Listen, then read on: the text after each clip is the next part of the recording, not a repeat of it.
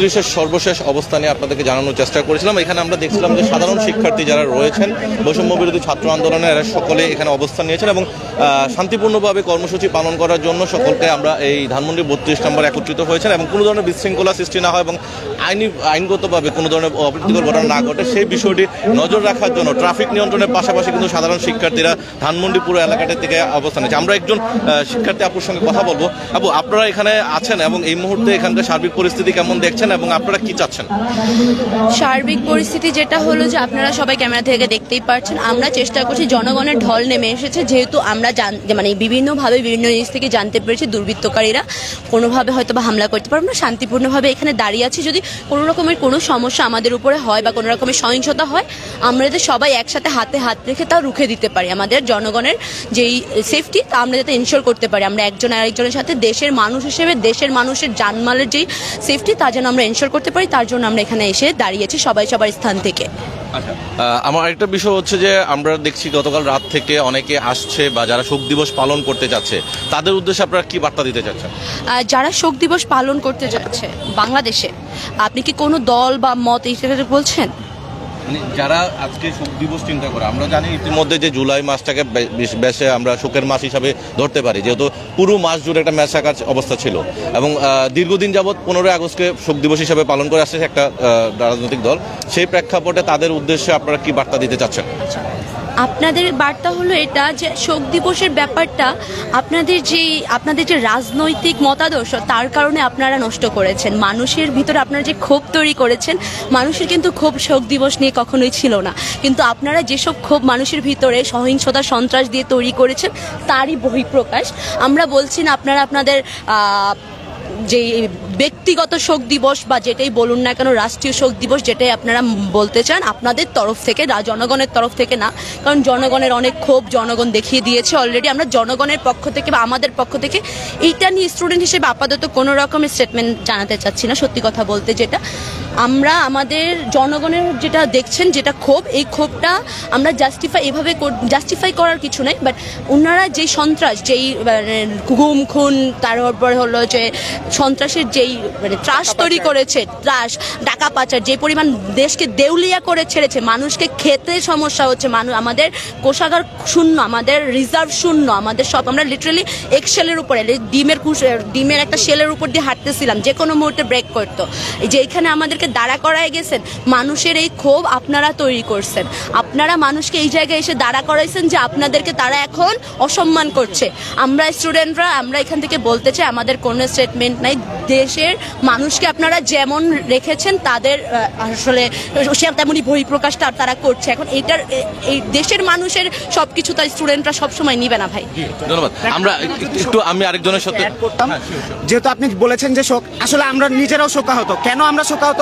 পুরো জুলাই মাস ধরে আপনারা জানেন যে আমাদের ভাইয়েরা আহত হয়েছে, আমরা তাদের জন্য শোকাহত। আমার যেই সকল ভাইয়েরা আজকে হসপিটালে ভর্তি, আমরা তাদের জন্য শোকাহত। যেই মা হারারা যাদের ছেলে মারা গেছে, যাদের বোন মারা গেছে, যাদের পরিবারের ছোট ছোট বাচ্চারা হেলিকপ্টারের গুলিতে ছাদে মারা গেছে, আমরা তাদের জন্য শোকাহত। আমার এই সকল ভাই বোন সবার জন্য শোকাহত। আমরা কোনো ব্যক্তি শোকের জন্য না, আমাদের এই আন্দোলনে যারা শহীদ হয়েছে, যারা আহত হয়েছে, যারা এখনো মুমূর্ষভাবে চিকিৎসা, যারা হসপিটালে চিকিৎসা নিচ্ছে, আমরা তাদের সকলের জন্য শোকাহত এবং অন্য কারোর জন্য, আমরা কারো ব্যক্তিগত শোকের জন্য দাঁড়ানো না। যদি আমাকে জিজ্ঞাসা করেন, আমরা পুরো জুলাই মাস ধরে শোক পালন করছি, আমরা সারা বছর ধরে শোক পালন করব, কারণ আমার এই সকল ভাইয়েরা মারা গিয়েছে, তারা রাজপথে সবাই শহীদ হয়েছে। যতদিন পর্যন্ত সুষ্ঠু বিচার না হচ্ছে তাদের সবার জন্য আমরা শোক পালন করব। তাজা রক্ত না শুকিয়ে তারা পুরাতন রক্ত নিয়ে ফালাফালি করে, এই বিষয় আপনাদের কি অনুভূতি? দেখেন, আসলে তারা যেটা করেছে, তারা আগে থেকে আমাদেরকে একটা ভ্রান্ত ধারণার মধ্যে রেখেছে। তারা তাদের পারিবারিক শোককে আমাদের সাথে, পুরো মানুষের সাথে এক করে দিয়েছে। কিন্তু দেখেন, তারা একটা বারও ব্যথিত না। এই যে পুরো জুলাই মাস ধরে আমাদের এতগুলা ভাই বোনকে মারা হলো, তারা কেউ একটা বার শোক প্রকাশ করে নাই। তারা উল্টা কি করেছে? তারা প্রতিবার চেষ্টা করেছে এই জিনিসটাকে ধামাচাপা দেওয়ার, প্রতিবার চেষ্টা করেছে এই জিনিসটাকে লুকানোর জন্য।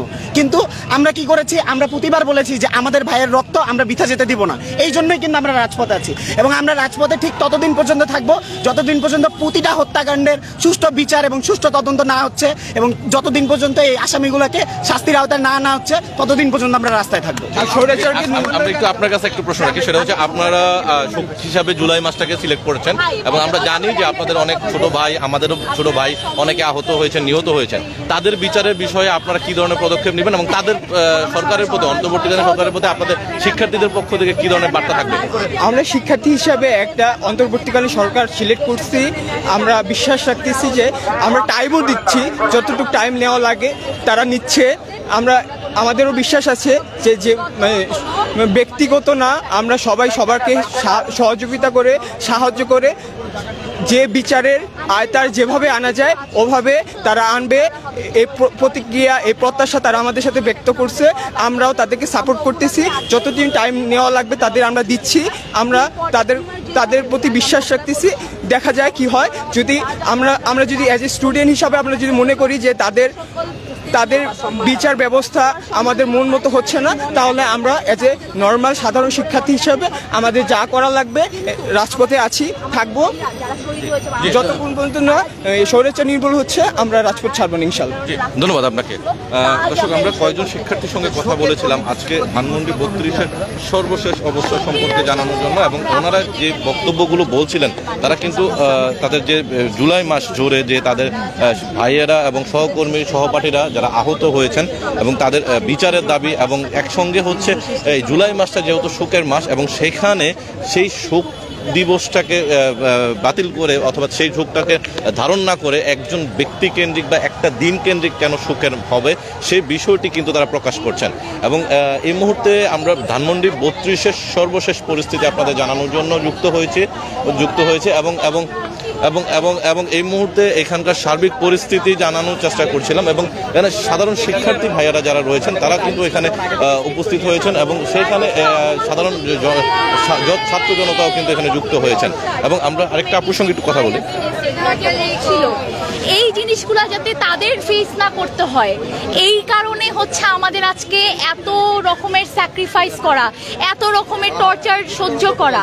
তো এই জিনিসগুলা এখন পর্যন্ত গতকালকেও আমি একটা হসপিটালে গিয়েছি, আমি 2টা স্টুডেন্টকে দেখেছি, ওদের এখনো লাইফ সাপোর্টে আছে। তো এই জিনিসগুলার মানে এই যে রকমের যে জীবন বাজি নিয়ে ওনারা এখনো হসপিটালে পড়ে আছে, এই জবাবটা কারা দিবে? এই জবাবটা তো আমাদেরকে জিজ্ঞেস করে নিতে হবে যে আপনারা আসেন, আপনারা বলেন যে আজকে এই অবস্থা করছেন, বাবা মা ওখানে কাঁদতেছে। হ্যাঁ, যারা আজকে রক্ত দিয়ে মারা গেছে তাদের বাবা মাদের এখনো শোক যাচ্ছে না, অবশ্যই যাবে না। তো এই জিনিসগুলো, কষ্টগুলো যতদিন পর্যন্ত আমাদের নিজেদের কারো না হয়, আমরা আসলে কেউ বুঝি না। এই জন্যই কিন্তু দেখা গেছে যে ওই সময় মানে আহত নিহতদেরকে না দেখে রাষ্ট্রীয় সম্পদের কাছে দেখা হয়েছে। রাষ্ট্রীয় সম্পদ একদিন চলে আসবে ভাই, কিন্তু এই যে জীবনগুলো আমরা কোত্থেকে নিয়ে আসতে পারবো? আমাদের এখন পর্যন্ত প্রতিদিন আমরা কান্নাকাটি করি, 1 মিনিটের জন্য হলে আমাদের চোখ থেকে পানি পড়ে।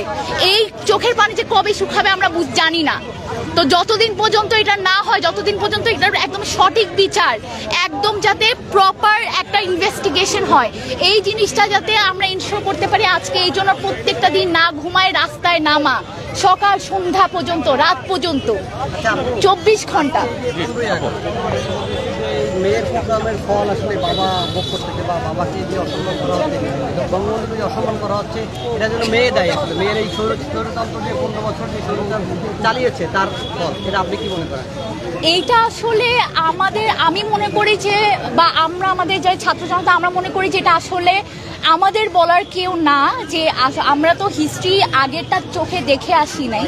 সো হ্যাঁ, একটা মানুষ হিসাবে আমি বলবো যে যারা এটা দেখে আসছে, যারা এটা প্রপার হিস্ট্রি জানে, তারা হয়তো জেনে শুনে এই কথাগুলো বলতেছে। আর যদি এই কথাটা ভুলও হয়ে থাকে তাহলে অবশ্যই এই জিনিসটা সবাইকে সঠিক করে দেওয়া হবে। আস্তে আস্তে না হলে একটু সময় লাগবে, একটু ধৈর্য লাগবে, কিন্তু একদিন সবাই।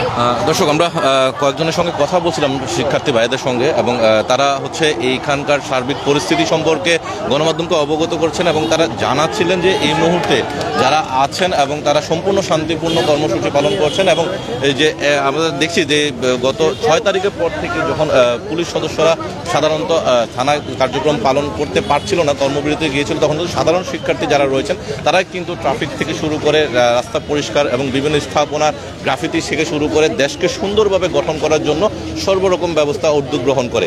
এবং তার পাশাপাশি এই যে গত জুলাই মাসে অর্থাৎ 36 দিন যাবত যে হত্যাকাণ্ড হয়েছে এবং সে হত্যাকাণ্ডের সুষ্ঠু বিচার এবং তদন্ত দাবি করছেন, তার পাশাপাশি কিন্তু একই সঙ্গে তারা এটাও বলছেন যে এই যে এতগুলো সহপাঠী বা সহকর্মী যারা ভাই বোনেরা নিহত হয়েছেন তাদের প্রতি শোক পালন না করে কোনো একটা ব্যক্তিকেন্দ্রিক শোক আসলে রাষ্ট্রীয়ভাবে পালন করা উচিত না বলে মন্তব্য করছেন এবং এমনটাই হচ্ছে শিক্ষার্থীরাও জানাচ্ছেন। এবং সেই প্রেক্ষাপটে এখানে যেন কোনো ধরনের এই একটা দিনকে কেন্দ্র করে অপ্রীতিকর ঘটনা, কোনো আইনশৃঙ্খলা পরিস্থিতি অবনতি সহ কোনো ধরনের ঘটনা না ঘটে, সেই প্রেক্ষাপট থেকে কিন্তু সাধারণ শিক্ষার্থীরা কিন্তু আজকে রাজপথে বিভিন্ন জায়গায় অবস্থান মনে নিয়েছে।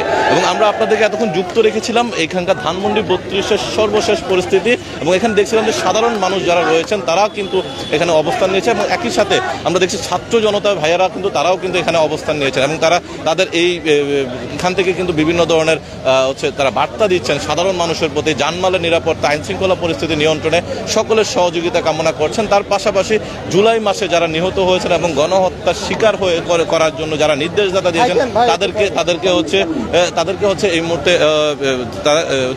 তাদের বিচারের দাবি এবং তাদেরকে আইনের আওতায় দ্রুত নিয়ে আসার জন্য তারা দাবি করছেন। এবং ধানমন্ডি 32-এর যে চারপাশে যে অবস্থাটা এই মুহূর্তে স্বাভাবিক পরিস্থিতি বজায় রয়েছে এবং ছাত্র জনতা ঐক্যবদ্ধ হয়ে এখানে অবস্থান নিয়েছেন। তার পাশাপাশি আমরা দেখছি একটু ভিতরে যে জায়গাটি রয়েছে রাস্তাটি সেটি কিন্তু ইতিমধ্যে শুনশান নীরবতা একটু বিরাজ করছে এবং সামনের সারিতে যারা রয়েছেন আমরা দেখলাম যে একটি ব্যানার রয়েছে ছাত্র সমন্বয়দের প্রতি আহ্বান জানাচ্ছেন ছাত্রদের একটি অংশ এবং তারা ছাত্র জনতা বিপ্লবের অন্যতম স্বপ্নদ্রষ্টা পিনাকি ভট্টাচার্যকে দেশে ফিরিয়ে আনার ব্যবস্থা করুন, এমনটা হচ্ছে তারা একটি ব্যানার নিয়ে সামনে দাঁড়িয়েছেন। অর্থাৎ পিনাকি ভট্টাচার্যকে দেশে ফিরিয়ে আনার জন্য তারা সমন্বয়কদের প্রতি আহ্বান জানিয়েছেন এবং সরকারের প্রতি আহ্বান জানিয়েছেন এবং তারা অনুরোধ জানাচ্ছেন। এবং এই ছিল আমার কাছে ধানমন্ডি 32 থেকে সর্বশেষ তথ্য আপনাদের জানানোর চেষ্টা করেছিলাম। সবার আগে সব খবর জানতে ইত্তেফাকের সঙ্গেই থাকুন।